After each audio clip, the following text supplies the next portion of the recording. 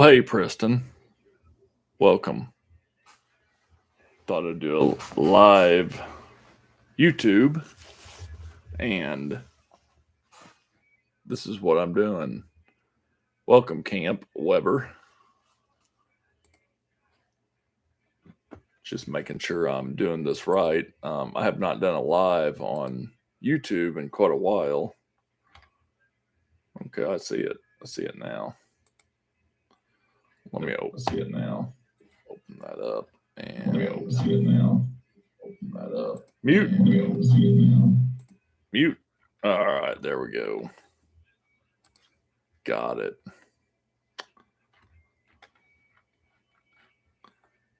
All right, let me do this. Do this the right way.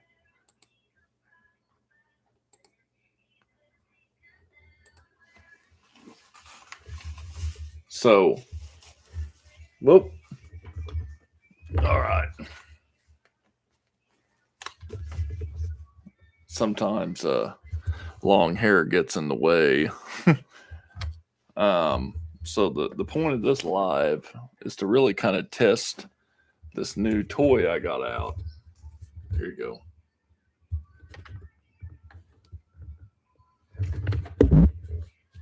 And that is a Rode something or other. But I'm basically bought it for podcasting.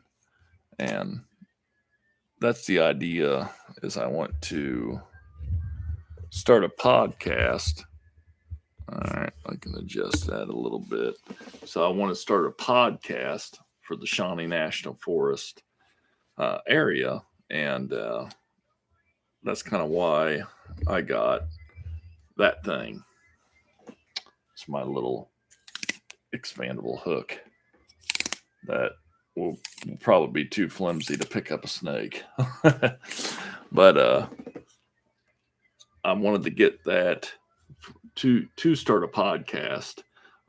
It's something that folks want to see. And, I thought, why not, do a podcast? But I haven't done a live on YouTube in quite some time. And I thought I would go ahead and try it out. Now, on these headphones, I can hear country music from my girlfriend playing it in the other room. Can you all hear that? I just want to know how good this mic picks up. Happy Thanksgiving, Brian. I hope you had a good Thanksgiving. I hope you all had a good Thanksgiving. I did. Spent time with family. We ate. The sweets is what I was looking for the most.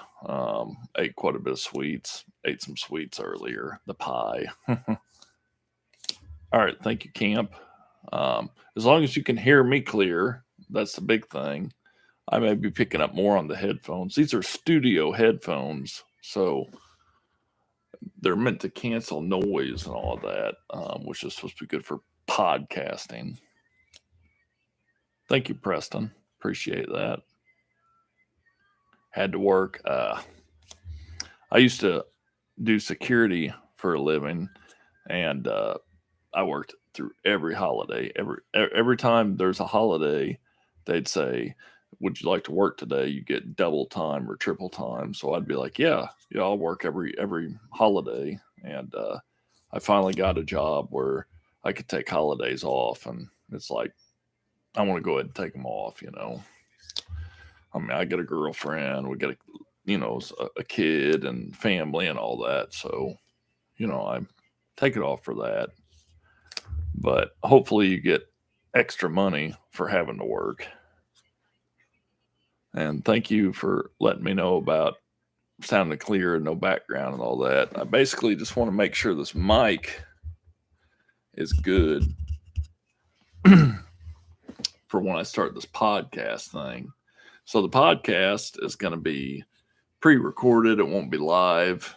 It'll be pre-recorded so I can edit it and make it useful, get all the ums, all that out, that we normally make. And 911 dispatcher do get extra. Oh, cool. Well, hey, thank you for doing that. That's a big deal. I used to be a firefighter at one time, and 911 was a big deal. They call us through the night, and I was a volunteer firefighter. I wasn't paid for it. I was assistant chief of a very small village, and we rely on dispatch, so that's a big deal. That's often a department within emergency services that is not recognized as much, and they should be recognized because they play a vital role in incident management and the emergency. So that's my emergency management degree talking, something I don't use today.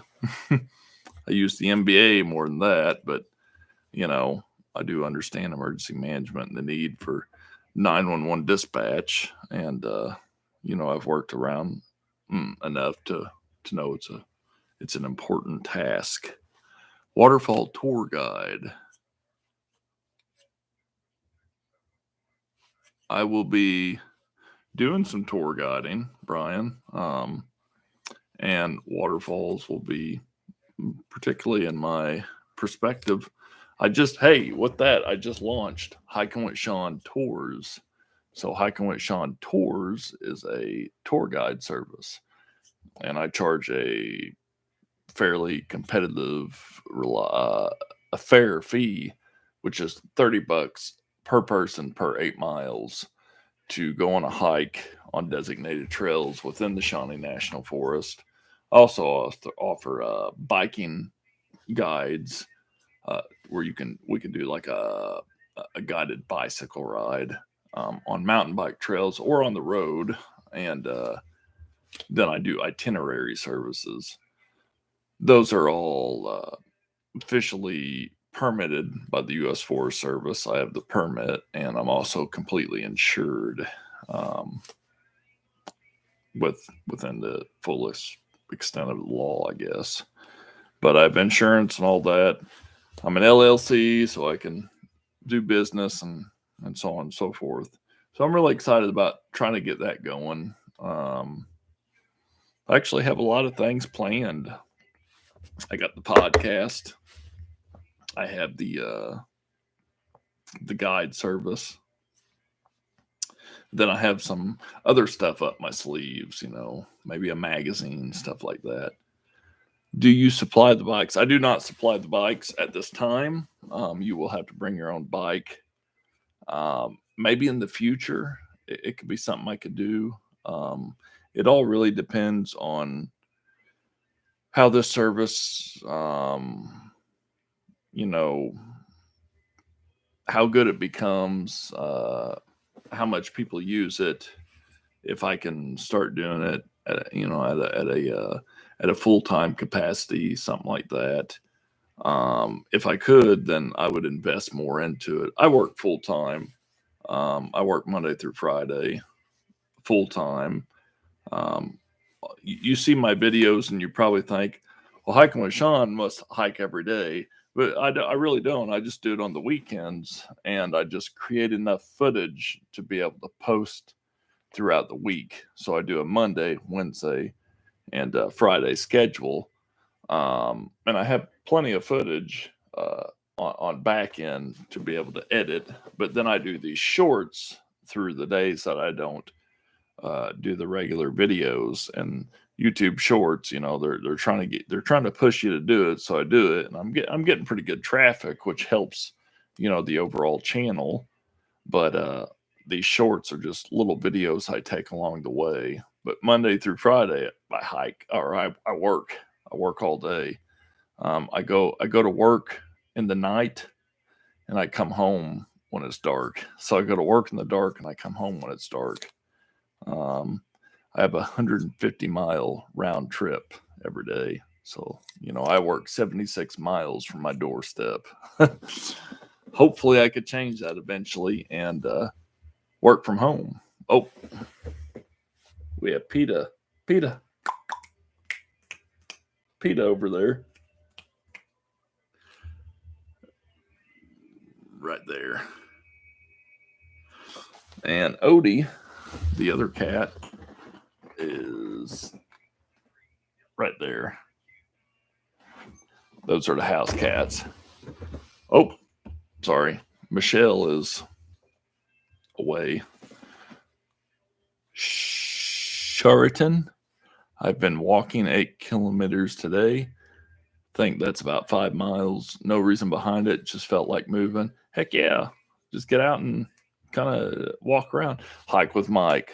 Hey, if you folks haven't checked out Hike with Mike, go check him out. Good friend of mine. I've known him ever since I've started hiking with Shawn. He was one of the people who inspired me to start this channel. And a good dude. He's from Florida. Hikes a lot of the swamps. Sees alligators and stuff like that. Hikes with some pretty cool people that follow me, including a Florida Trailblazer and what's the other fella? He always talks to me. Can't think of him right now. Steve? I don't know. But Hike with Mike, check him out. Cats usually like to ham it up. Surprised they're not in front of the camera. No, these cats are pretty lazy right now. PETA, the one right here.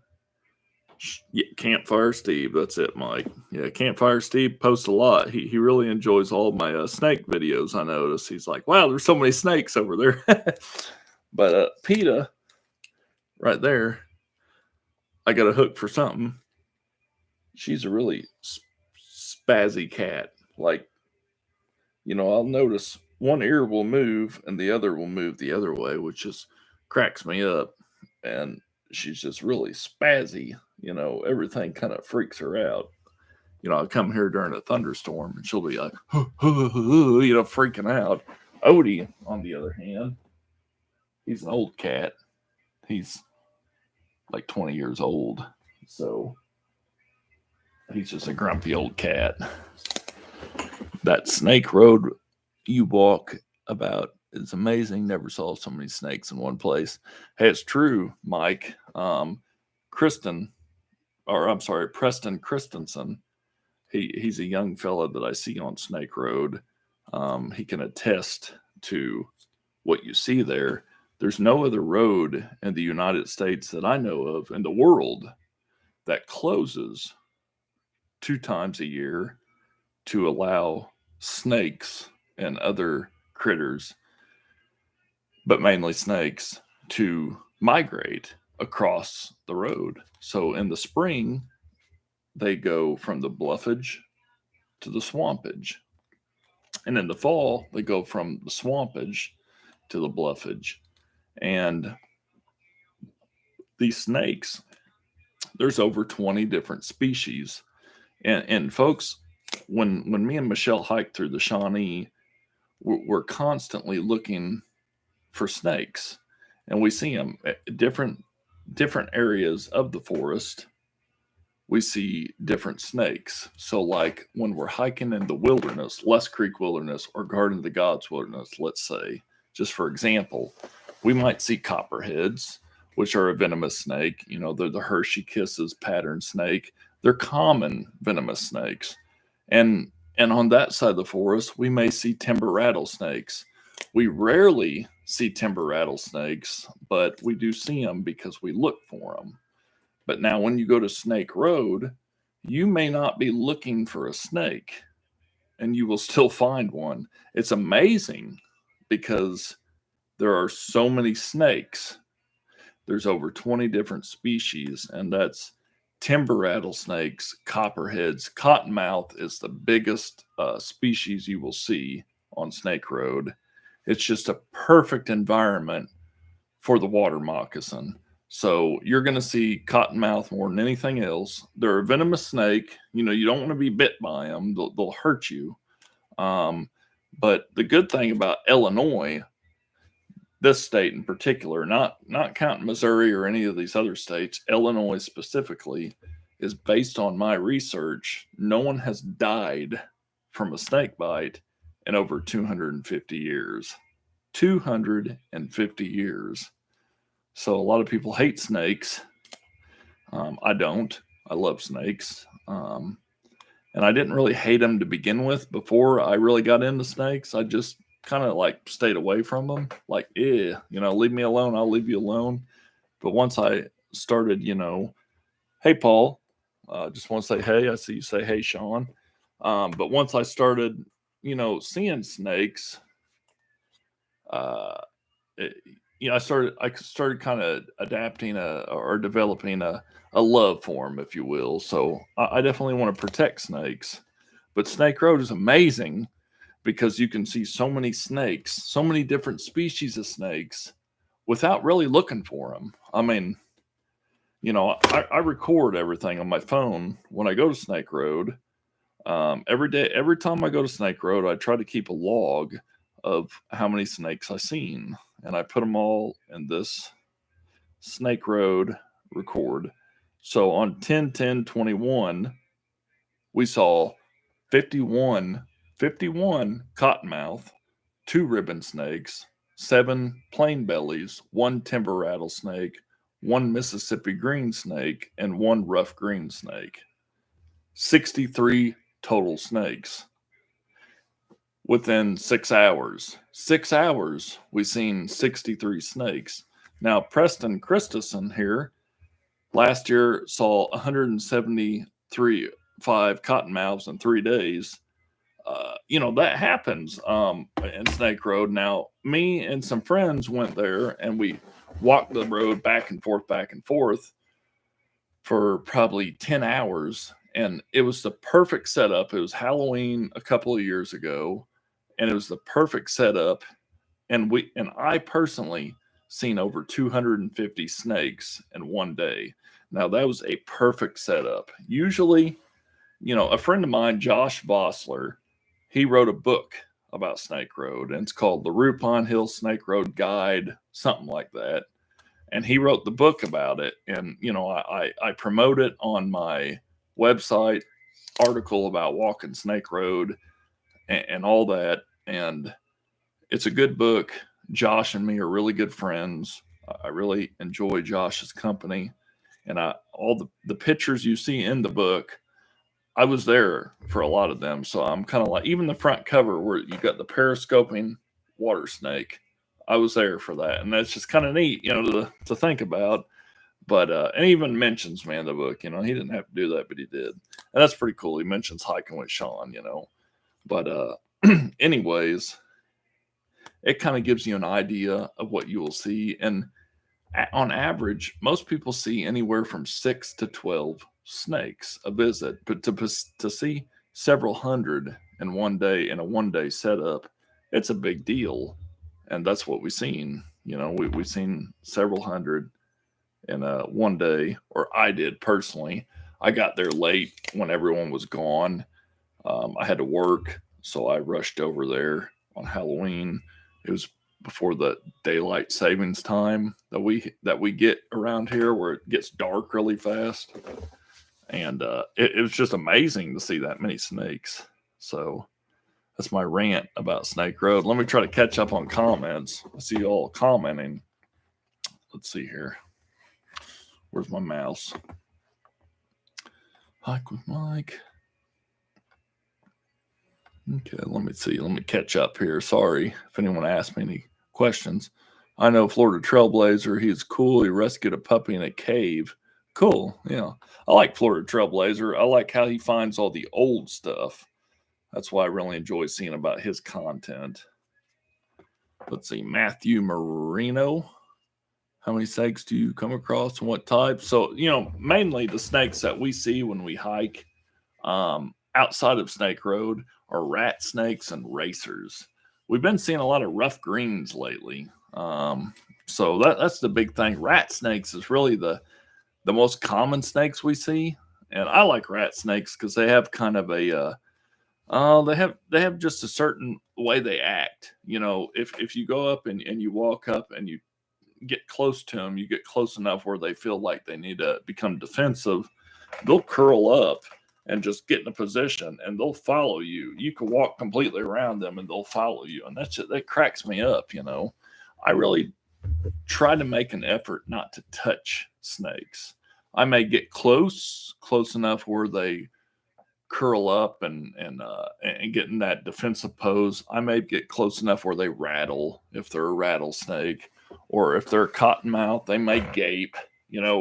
Copperheads, they like to lash at you no matter what. They're pretty defensive.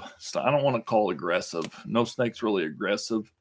They're all defending themselves against us, who's 1,000 times their size. So. But rat snakes I see a lot of, but I try not to really touch them. I don't really want to get bit and stuff. I see a lot of herpers, picking them up and getting bit, and they're bleeding all over. I don't really want to get bit. So snakes hibernate in caves.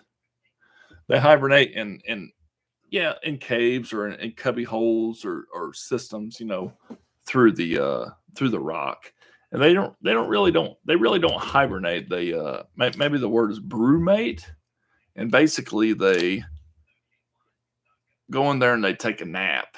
But anytime the sun is shining and they can feel that through the rocks, they'll come out and they'll sun a little. So it's nothing to drive down the Rupon Hill Snake Road in the winter when the road is open with snow on the ground. And as long as the sun is shining, it's nothing to see a cottonmouth on the snow getting a little bit of sun. They love the sun like us. And that's neat to see. I always describe it as a whole different world and a whole different community where hundreds of thousands of people come to walk just for snakes. It's true, Preston. Snake Road is definitely a whole different community. I've met a lot of people from all over the world that visit there. And it is really interesting meeting all them people. In fact, I tell Michelle, I tell everyone that I go to Snake Road for the community to meet other people who are there to herp or bird or whatever reason they're there for. And the snakes are just a bonus for going there. So that's kind of my thing with Snake Road. Let me go through these comments. Timber rattlesnakes are rare. Yeah, they're pretty rare. You don't see them as much. I may see 2 to 4 a year. 4 would be a really good year. Usually I see 1 a year. And that's me looking for them. So we have them. We have timber rattlesnakes, but, they don't really want to hang around people. So it's rare you see them. Okay. Hey, Shawn. Just saw the live chat. Hey, Bradwick. Thanks for tuning in. I've seen you comment before. I appreciate you showing up. I hike in swamps all the time. They always get away from you. You don't want to. Yeah, I agree, Mike. I met you at Snake Road March 27th. Paul, I don't remember exactly, but, I meet a lot of people at Snake Road. I don't know if there's anything specific you could tell me to make me remember. I meet a lot of people, and I apologize. I apologize if sometimes I don't recognize you all, and whatnot. Preston, I recognize him because he's a younger fella, and I kind of watched him grow on, the one year I saw him, he's pretty little, and the next year he's pretty big. So, I like seeing you, Preston. And Paul, I probably remember you if I just remember maybe our encounter. I saw a bobcat eat a water moccasin in Giant City one time. That'd be interesting. Giant City really is out of the occurrence of water moccasins. Water moccasins don't typically occur there. There's a portion of the area where they could occur if there's flooding. Other than that, there's no real habitat for them.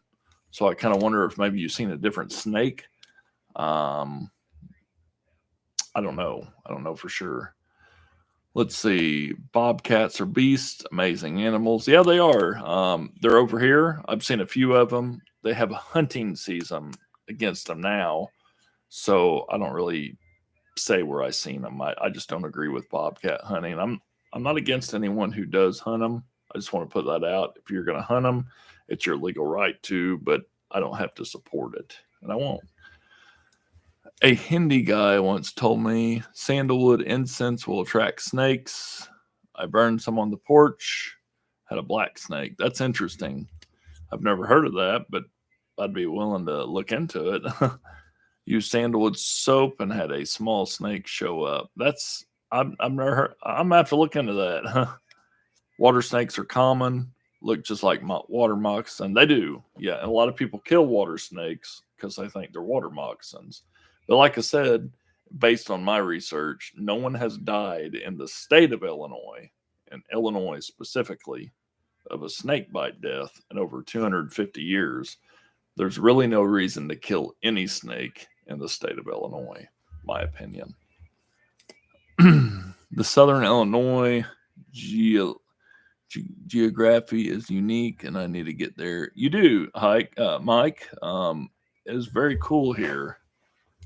It's interesting because the ancient oceans that once exist kind of stopped in this region and created all the bluffage we see, Garden of the Gods, and all these different places where the bluffs, are all over Southern Illinois.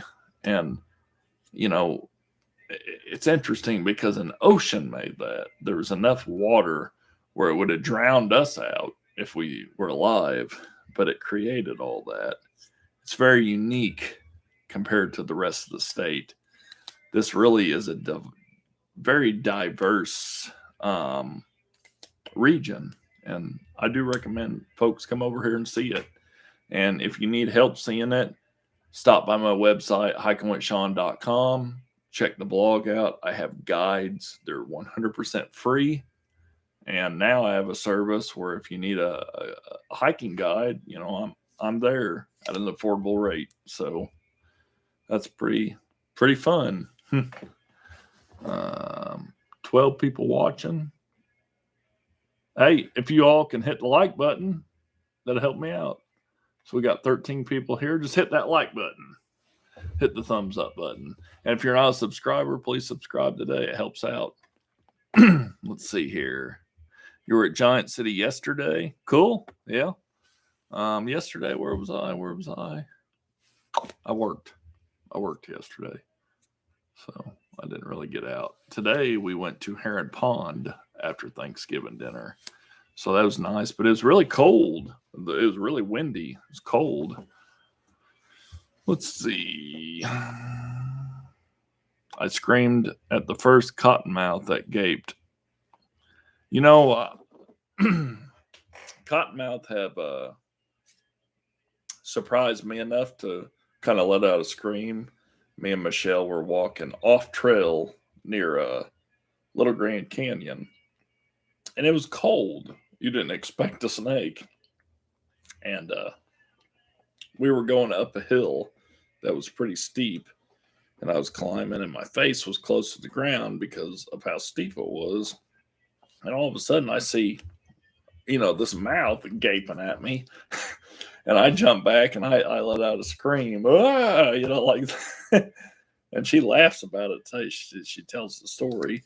And it was a cottonmouth, it was out, and it was December, I do believe, at December of, last year.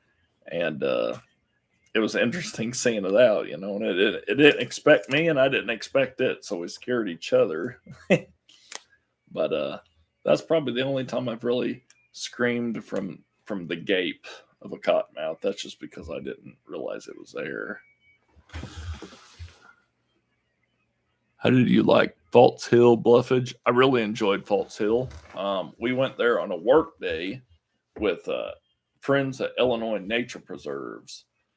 A fella named Travis Neal.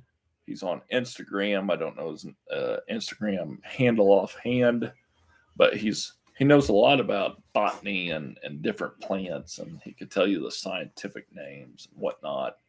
And he invited me and Michelle to show up at the work day. And I think he intended for us just to hike and take pictures, but we participated in the actual work day, and we helped remove different plant species that kind of invade the area. A lot of I'm trying to think of the name. I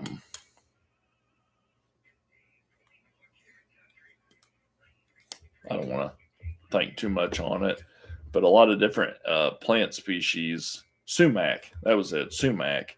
So there's a lot of sumac growing in the actual prairie, and we'd go and we'd take these clippers and we'd clip the sumac, and then the other people who were certified would come with the herbicide and they'd spray the stems so they wouldn't regrow. They do a lot of burning over there, and they really take care of that glade, that hill prairie, and it's a really pretty place. Everyone tells me not to visit in the summer because everything's grown up and there's a lot of ticks. So when we went, it was a couple weekends ago. We've had frost and everything since then, so it's not too ticky or buggy. But it was definitely a really pretty hike, and I definitely recommend it, especially during this time of the year when everything's down. So I really enjoyed seeing it. If you're up that way, check out Valmeyer, Salt Lake Prairie, the town of Valmeyer. And I may be saying that wrong, Valmeyer, Valmeyer or something. This whole town was in a floodplain and it kept getting flooded. And FEMA and these folks decided to take the whole town and move it uphill. So when you visit this town, it's like visiting a subdivision. It's really weird because it just looks so new. And that's because it is new. So it's strange, it's kind of strange. But that whole little bluff where the Salt Lake Prairie is, there's like government buildings inside the bluffage that are off limits. You can't get into, but they have businesses and whatnot in it, and it's really bizarre. So it's an interesting little place that I definitely recommend visiting. It's getting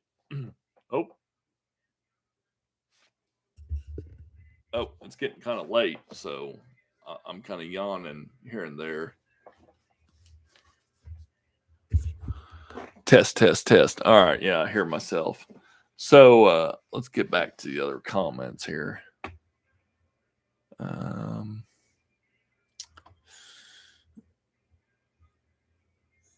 Thank you, Shawn. Thank you. The Saturday will be nice. Good deal. Hoping I'm going to actually lead a hike tomorrow, a opt outside Black Friday hike at One Horse Gap. It's supposed to be in the 30s, so going to have to layer up for that one. Shawn, we walked together for 45 minutes till you and Michelle went on top of the bluffs. Yeah, Paul, I think I do remember you now. I do believe.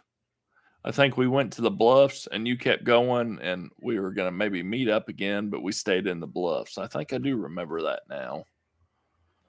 I'm usually saving snakes that are on the road, helping them across the road before someone runs them over. Thank you, Mike. I appreciate that. Honeysuckle camp poison roots will grow.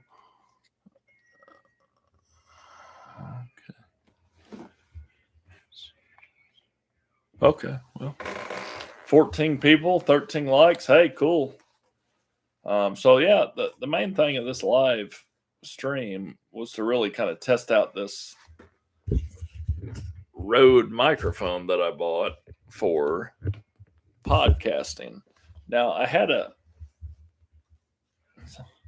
microphone before, a Rode Podcaster. I use Rode on all my my cameras because it's usually a pretty good. This is my vlogging camera. It is a GoPro Hero 10. I highly recommend it. The features that come with the GoPro 10 have been phenomenal, especially the selfie, the front selfie, the stabilization, and if you get the media mod, which is on this, you have the ability to hook this little micro Rode mic into it. This is a dead cat. It's used to block the wind, but it's really nice. I had a selfie stick from GoPro, but they keep breaking. So I'm gonna have to email GoPro about that. So I'm using this handheld one. This is what I use primarily. Now, when I go to Snake Road, I use this baby right here. And this is my Sony AX700 Handycam. I use a Rode mic on it, just like that's on my little GoPro. The GoPro I use primarily. This I use for Snake Road. This is much more expensive than the GoPro, but the stabilization in this is junk. The GoPro just beats this thing out of the water when it comes to stabilization. And GoPro has 4K. It has more frames per second than this camera can provide. The features of this camera is the zoom. The zoom is amazing, which is why I use it for Snake Road, because I can stabilize it with my hand and get close to a snake and just zoom into it to a point to where, let's see here. I don't know how good this is going to show with that viewfinder, but it's not going to show really good because just the way the camera is. But I could zoom in to the snake without getting very close to the snake, if that makes any sense. So I don't have to get that close to the snake. I can zoom in on a timber rattlesnake, not get very close, not get into face biting level. And that's why I use this primarily for Snake Road. I used to use it for every hike, but the stabilization sucks, to be blunt. Sony is not very good at onboard stabilization in their handy cams, which sucks because this camera was way more expensive than the GoPro. And the stabilization is horrible on it. So I use the GoPro because I want you all to have a stable footage. No one wants shaky footage, you know. It hurts your head. It even hurts when I edit it. So that's why I use the GoPro. And it's perfect. So let's see. Are you... Okay, I need to ban you because you're... Let's just go ahead and ban you. Where how do I hide this user? Okay, there we go. Sorry if anyone's seen any weirdos. Every now and then you get weirdos. Guys, he has a wonderful girlfriend named Michelle. Oh, thank you, Preston. I'll be sure to tell her that. She is wonderful. She is the best thing that's ever happened to me. But anyway, that's my cameras. Hope I'm not getting in a rant with my cameras. And as far as all my photography that you see on all my social media, phone. I have a point and shoot. Oh, there it is.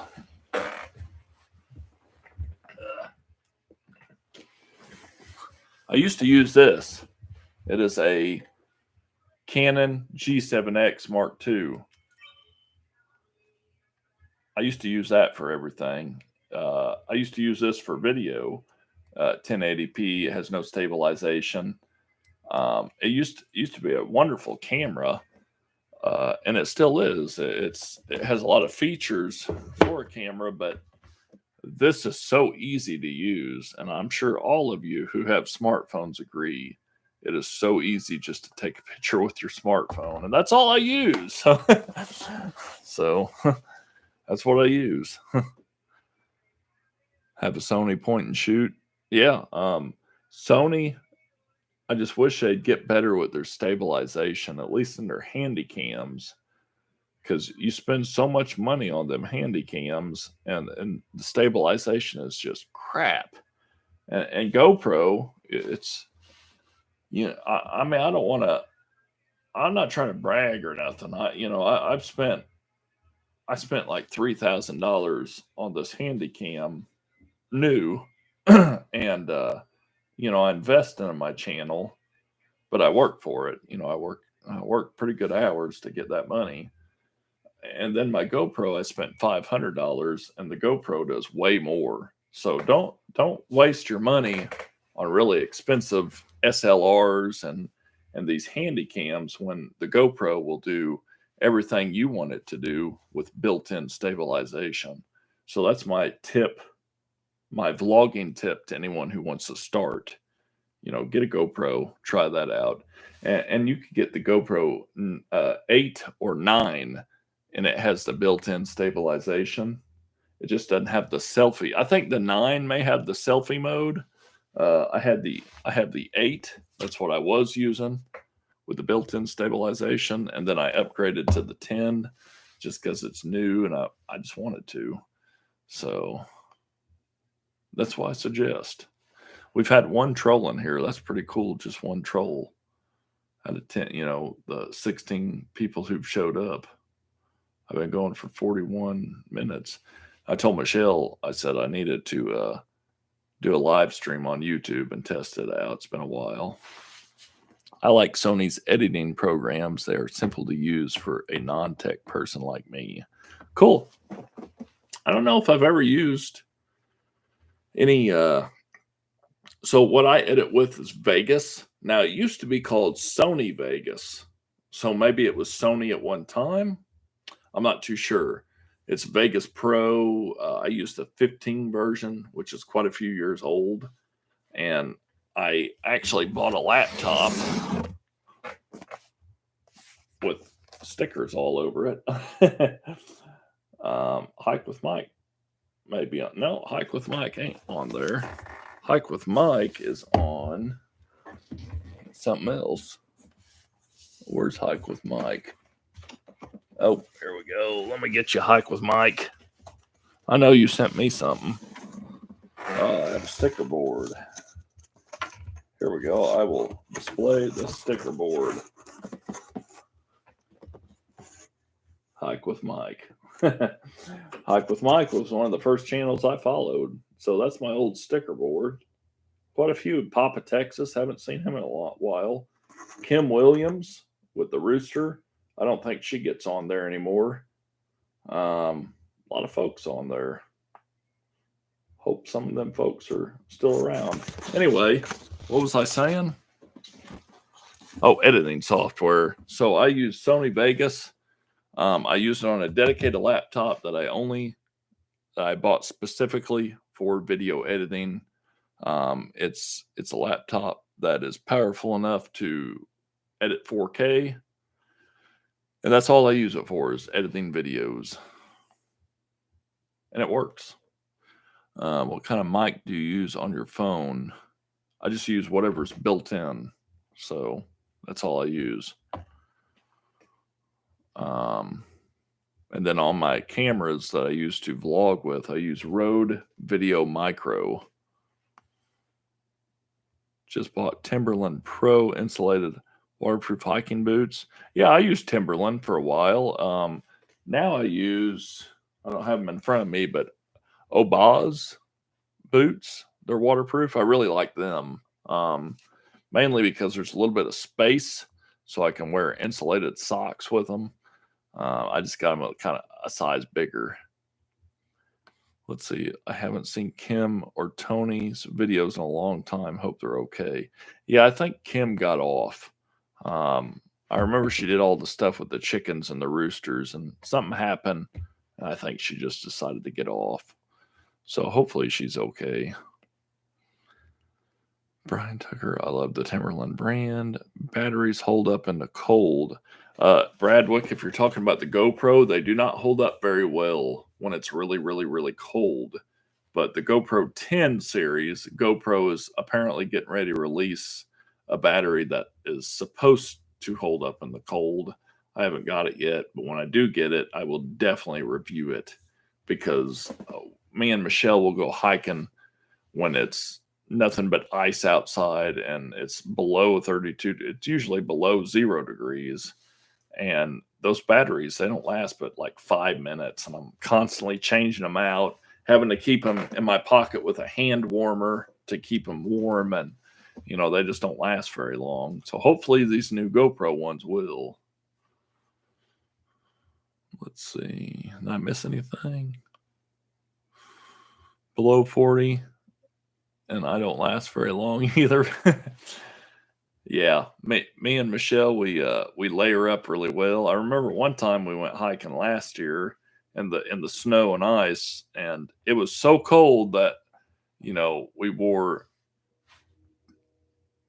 tights under our hiking pants. Well, then over them we wore insulated, so it was two pairs of tights, regular tights, insulated tights, hiking pants. So it's cold. I mean, it's freezing. A lot of layers on top. Your gloves with your glove liners. One thing I do for the feet, because you really want to keep your feet warm, is I'll wear a regular pair of hiking socks. I'll put a hand warmer pack, like the air activated one, on the top, and then I'll put alpaca thick socks over it, and then wear my waterproof boots, and they'll keep my feet just toasty warm. So that's my tip to you all. So we've been going for like 40 something minutes. I think I'm going to go ahead and stop it here. And I just really want to kind of test out the mic and all that and do that. So yeah, I agree, Brad. I definitely think that would be a good video. But I want to thank you all for tuning in to my little live here. And I'll try to do more of these. I haven't done them in a long time on YouTube. I just mainly wanted to test out the mic, see if the camera still works, and all that noise.